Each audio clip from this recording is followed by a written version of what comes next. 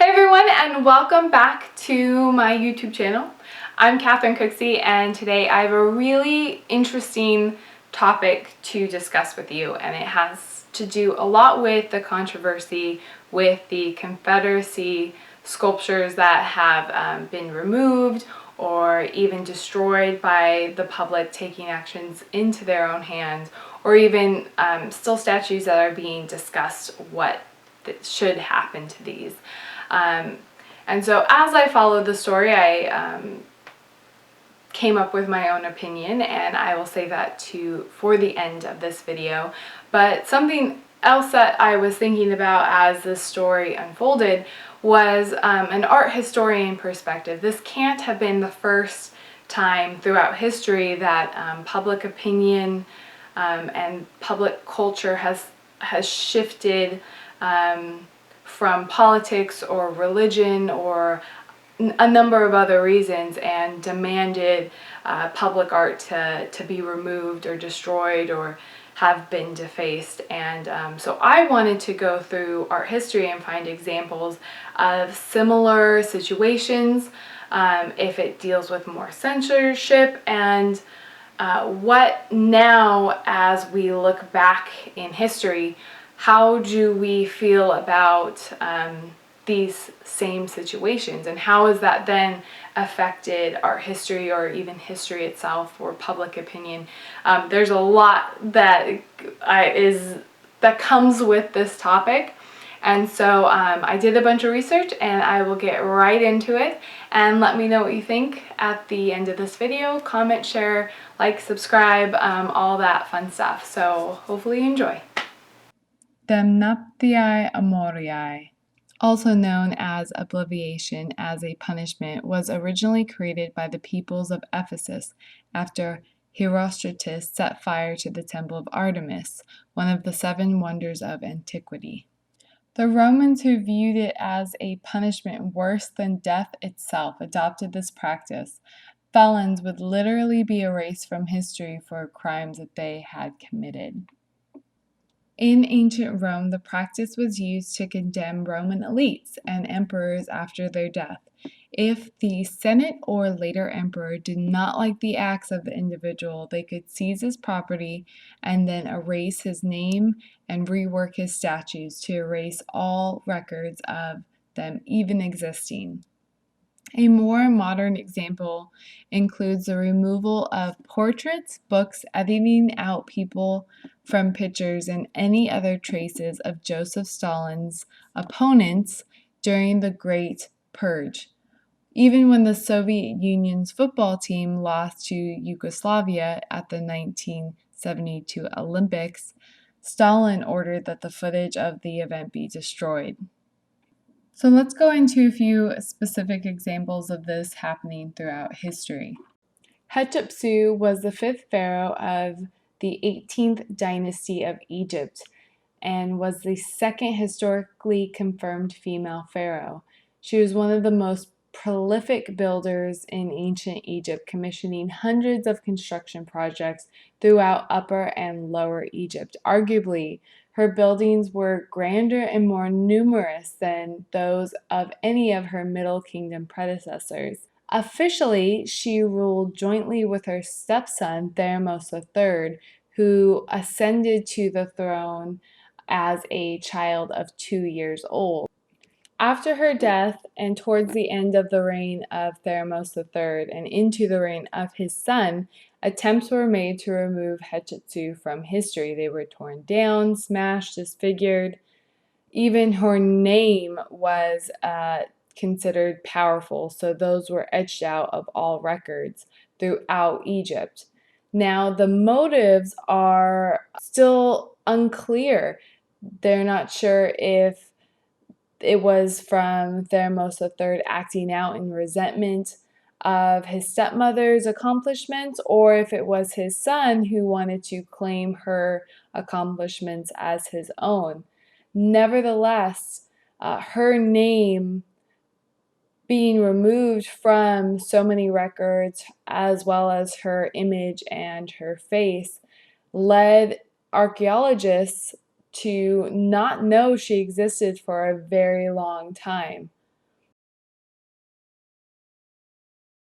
The Little Mermaid is a statue of the mermaid from the fairy tale by Hans Christian Andersen. The statue is located in the harbor of Copenhagen and is an iconic and major tourist attraction of the city. However, this statue has been damaged and defaced so many times since the mid 1950s that in 2007, Copenhagen officials announced that the statue may be moved further out in the harbor to avoid further vandalism and to prevent tourists from climbing on it. The main focus of the vandalism has been decapitation. The head has been sawn off and stolen twice. It has also been kicked off of its base with explosives and has had paint poured on it several times. Throughout history, there's been records of statues being destroyed. Even the Bible mentions different events that have happened. We can see throughout our world famous leaders like Hitler, like Christopher Columbus, and Saddam Hussein, statues being destroyed as a way to fight back from these certain leaders who caused devastation. Since the very beginning of the United States, there's been a history of dismantling statues. One of the earliest records is in 1776, just 5 days after the Declaration of Independence was ratified. And that was the moment where soldiers and civilians tore down a gilded statue of the British King George III in Manhattan. When we talk about destroying cultural heritage, we cannot talk about Ai Weiwei, who is a very famous artist from China.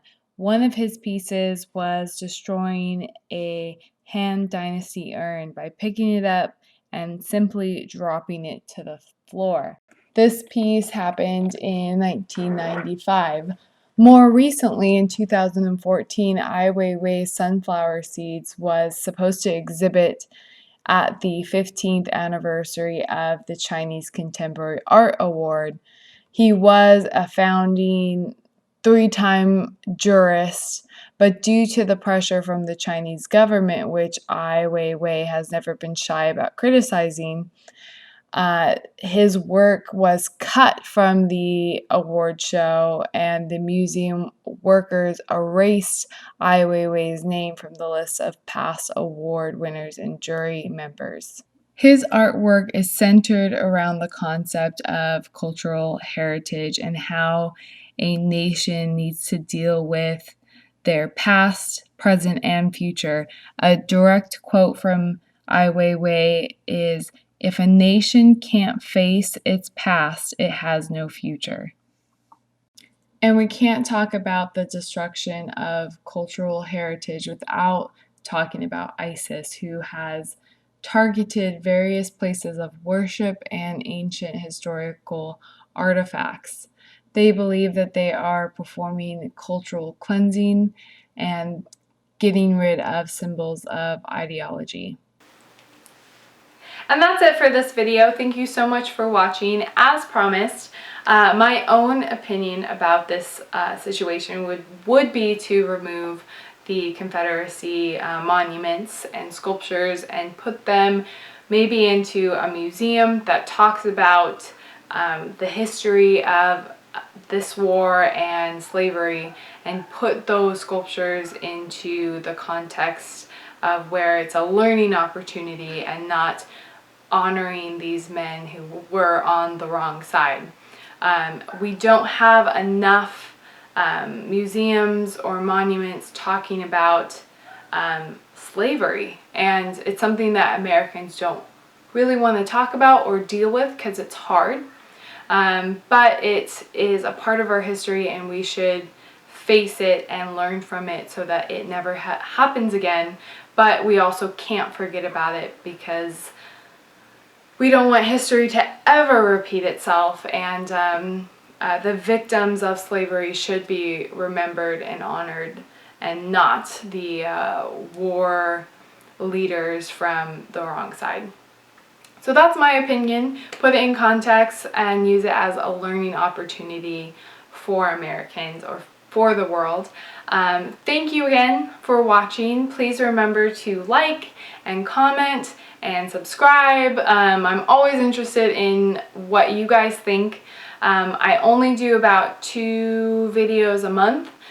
So if you subscribe, you won't get a whole bunch of notifications, and I promise every time I do a video I will try and make it really interesting, a learning opportunity. We are at 140 subscribers, so that's awesome, and thank you so much, and have a great rest of your day.